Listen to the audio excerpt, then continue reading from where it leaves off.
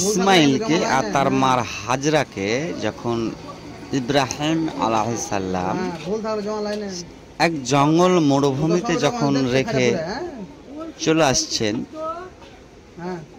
শুধু হাজরা জিজ্ঞাসা করলেন যে হে আমার স্বামী, আপনি যে আমাকে এই গভীর জঙ্গলে মরুভূমিতে রেখে যাচ্ছেন, এটা কি আপনার ইচ্ছা নাকি আল্লাহ তাআলার ইচ্ছা?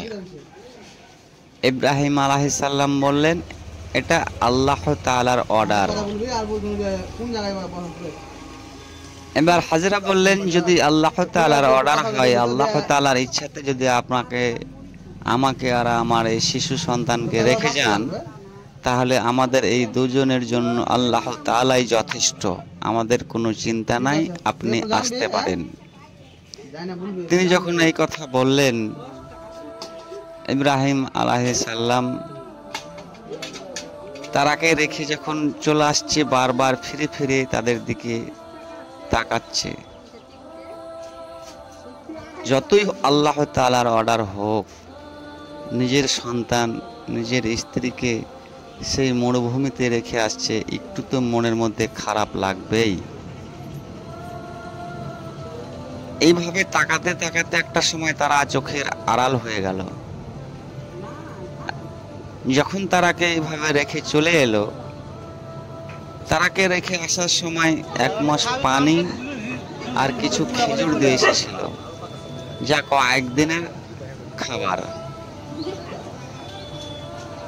সেই খাবার যখন ফুরিয়ে গেল, এবার বলুন তো, মা যদি খাবার পানি না পায়, তাহলে মায়ের স্তনে কি আর দুধ আসবে?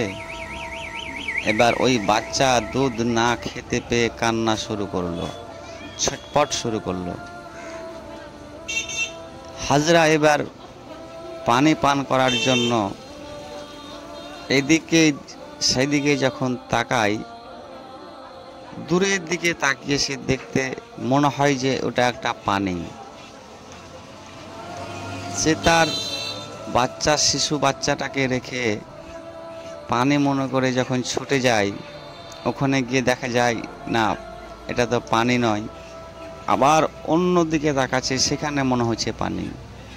এইভাবে যখন ছুটাছুটি করতে থাকে, আবার একটা সময় ছুটে তার সন্তানের কাছে আসে, ভাবছে হয়তো আমার সন্তানের না জানে কোনো বিপদ চলে আসে। এইভাবে করতে করতে